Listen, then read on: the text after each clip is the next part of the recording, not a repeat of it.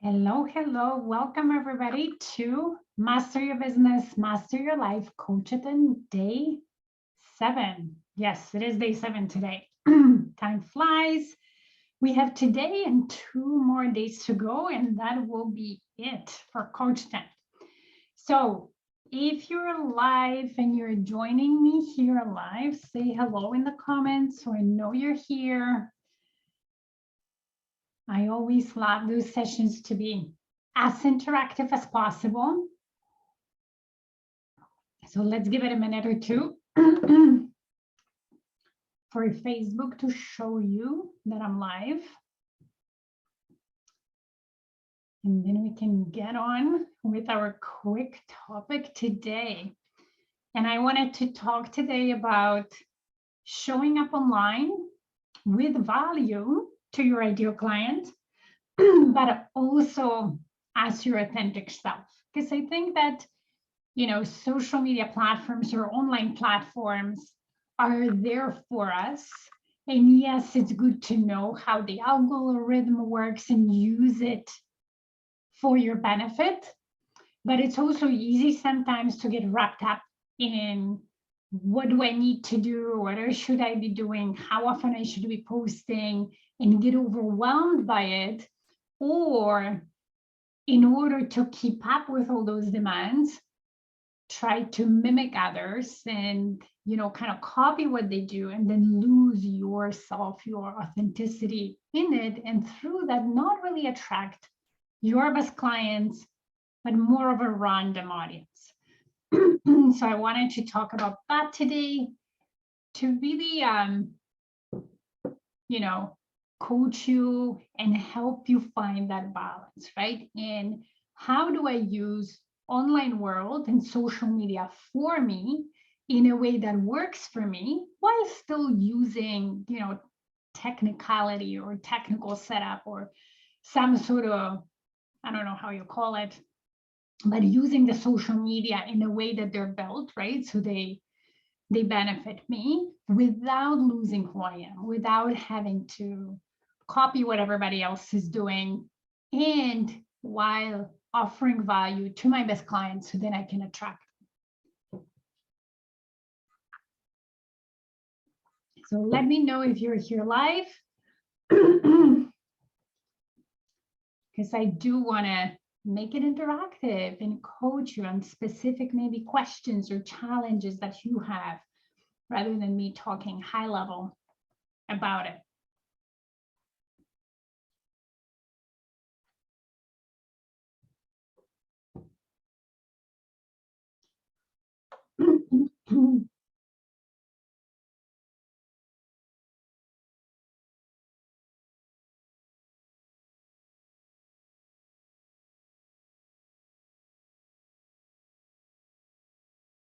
Okay, so let's first talk about or tackle the thing on what social media should I be in or what platform should I be in and so on.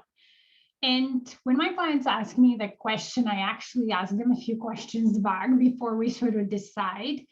And with one caveat, what I want to say is that building an audience online and being present online, it's definitely necessary. You should be there. It's a great, the modern technology, internet, online, social media, it's just such a great tool to be visible to so many more potential clients that you ever would in person.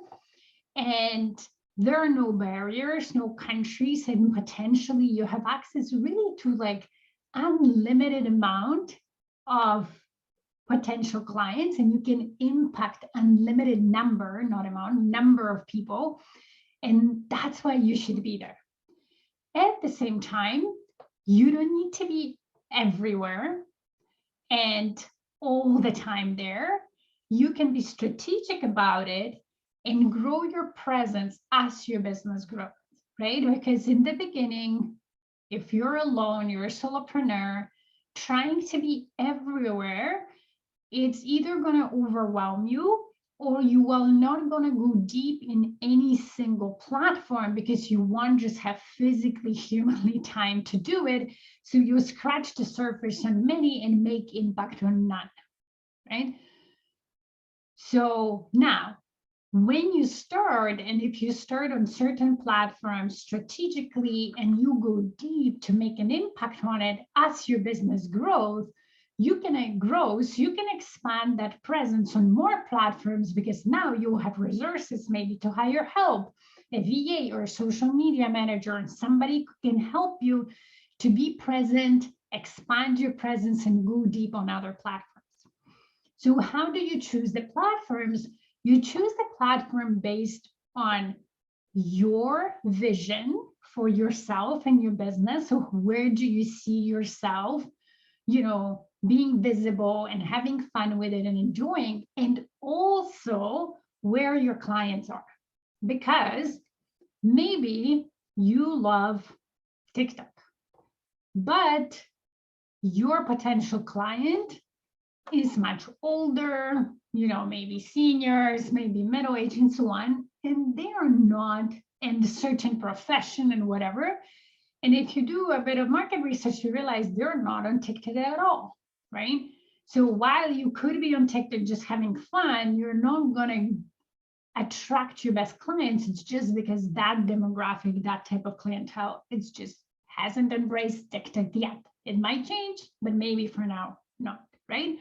Or your audience are younger people, younger generation, more of a individuals rather than professionals. So even if you enjoy LinkedIn, they're not going to be there. They're going to be on TikTok, right? But there is so much possibility online, and there are so many different platforms that I haven't worked with a client that couldn't pick some platforms that they both enjoy and don't mind being on and learning about them and going deep, and their potential clients are there, right? It hasn't happened to me yet where there will be such a big discrepancy, like I hate this platform, but all my clients are there. What do I do? So you want to strike a happy balance or a happy medium here. Then once you do that, also know that building relationships online could take longer, right? Yes, you will have clients that, connect with you very fast, and you might sign clients from one post and so on. If you remember in the Coachathon Day 1, we talked about building relationships and kind of different types of people, how they resonate with your product or offers, and there is those that are called innovators, right? The small number of people, 2.5%, that very quickly get to know you, like you, trust you, then don't need a lot of social proof. So they can quickly, you might be, you go on a platform, you get the first 20 followers, and one of them becomes your client. But in order to scale, in order to reach more people, sign more clients, online space, it's sort of like a longer term strategy. It definitely takes a bit longer to build know, like, and trust factor than in person. Okay, that's why sometimes in the beginning, if you are a new business, a combination of marketing strategies is good rather than just maybe relying online. And that differs, again, it all depends where you are with your business, what's your vision, how you want to grow, and so on, what you offer, but just as in general. Okay, so with that caveat that it takes time to grow the audience and develop the relationship, consistency is key in growing your presence online, right? And I will share a consistency formula, and we'll talk about it a little bit more in the next week's webinar, how to sign clients without ads or DMs, how to sign them consistently. So register, join me in that webinar. I'll be happy to. I will be talking more about consistency, but the consistency is key.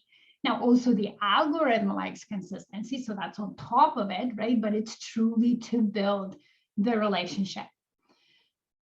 So with that, you also want to think, okay, well, how do I get to be consistent online, right? Some people think like, oh, I have to do it all. So I'm starting to be on the platform, or I just say it's in Instagram or Facebook.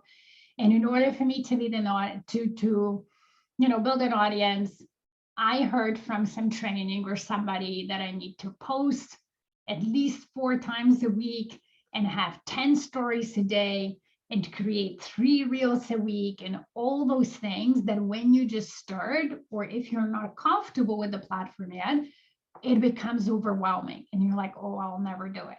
And then you don't do it at all, right? So sometimes people get into all or nothing mindset that if I cannot do it all the way the marketing strategist or Instagram strategist tells me, or all that somebody I look up to in my industry does, then I'm not going to do it at all, right?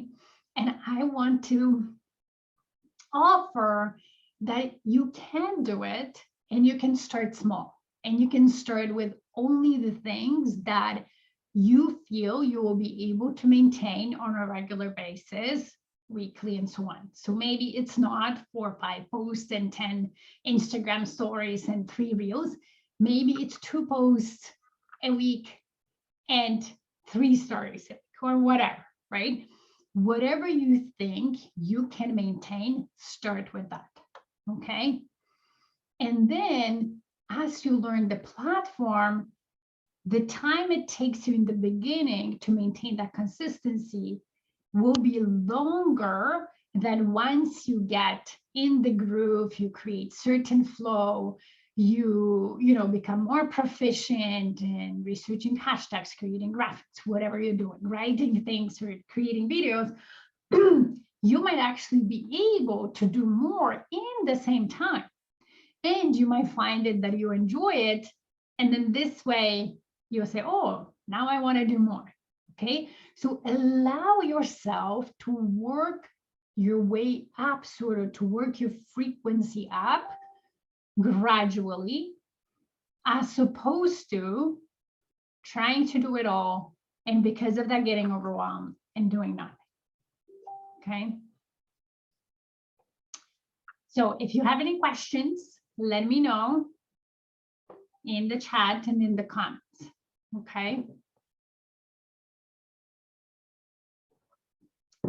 Now, how to be authentic and create value. Well, the way you create value for your clients is really by knowing them really well and creating content that resonates with them. And I teach that to my clients. We have a couple of exercises that we go through that it's really, they're very simple and fun. And through that, you truly never run out of content ideas. But it really starts with you understanding your clients in the area that you help them with, what they resonate with, what they like, what they don't, what are their goals, their challenges, and so on. Now, part of the value is also, showing them who you are, what you're all about, and so on. Because of course, people buy from people, and your clients want to know more about you, right? So sharing a little bit about you is also creates that authentic brand and shows and creates the bond, right? A value could also be having some fun posts, whether they're questions or jokes or whatever resonates with you in terms of, oh, I would like to post that, I like that, and so on. That all of that creates your presence. Okay. That's why I'm really against copying others or getting templates or following somebody else's calendars of social media blindly and not putting your flair to it. I don't mind, like I don't, it's not like I tell my clients never to use the template or never to use somebody else's ideas. It's not that. If there is an idea that you like and so on, of course, incorporate some best practices that you learn from others, but make them yours, right? If you received a social media calendar from somebody in a template, don't copy it blindly. use certain ideas, but add your flair to it and also add your post that you created. Right? We can all be creative in our business. And one of the ways I believe we're creative is by creating content that shows our clients who we are, that shows our clients what we offer them and so on. And that content is different from everybody else. That's kind of how you shine bright. Your diamond effect comes up.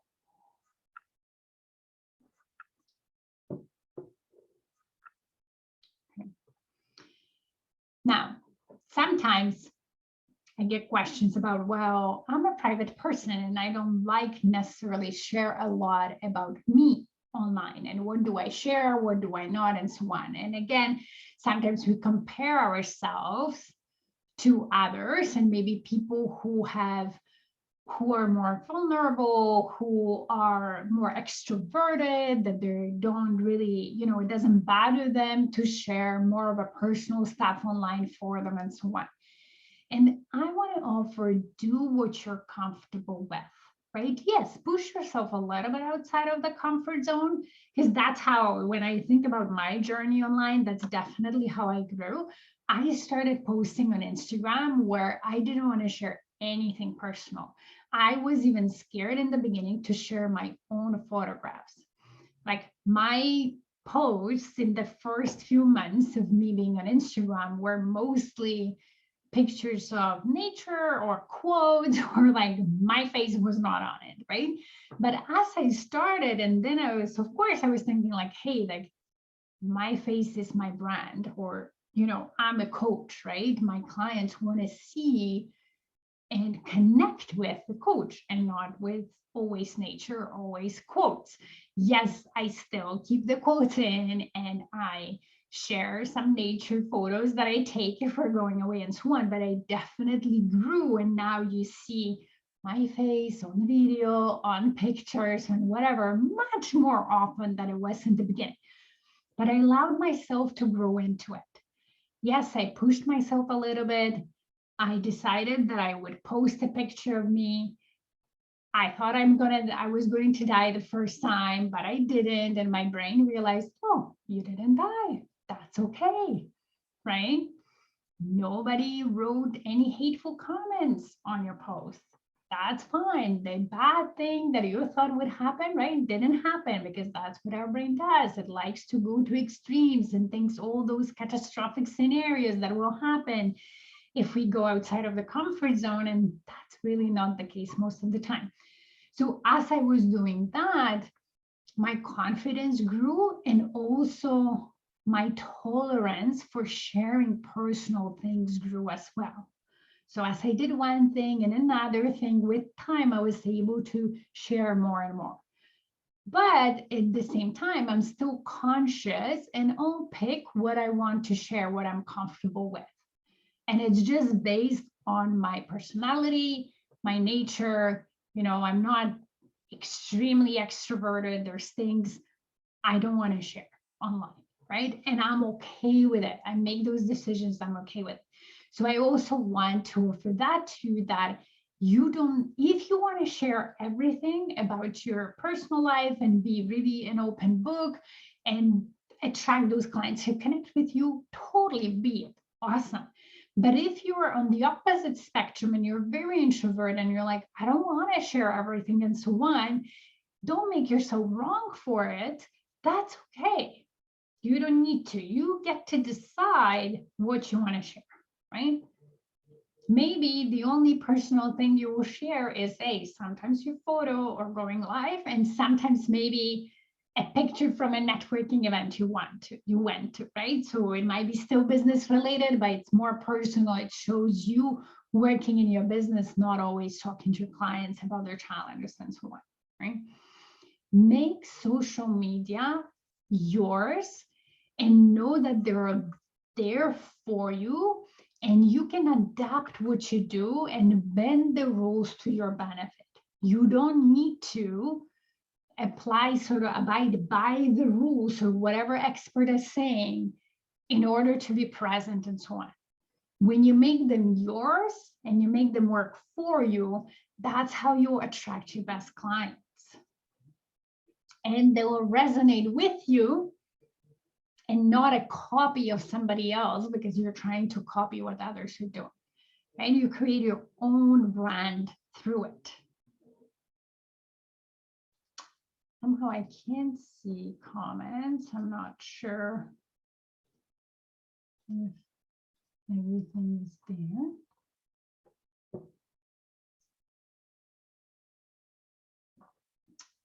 And don't be scared to create your own content, putting out there your own ideas. Even if they might not be in the beginning as engaging as the most popular quote or the most popular something that went viral or trendy by somebody else, right? But when you create your own thing, this is your intellectual property. It shows who you are. It shows you. And your best clients want to, buy from you. And they want to connect with you. So let them do that. All right. So that's it for today. Tomorrow, Coachathon Day 8. We'll talk about another topic. I'll be here available to answer your questions, coach you in anything. If you have questions about today's session, you can also, put them in the comments, tag me. I will be happy to respond to them. Or also I can coach you tomorrow if you come tomorrow and you want to refer back to today's session. So thank you for joining. Thank you for listening. Have a fantastic day. Bye, everybody.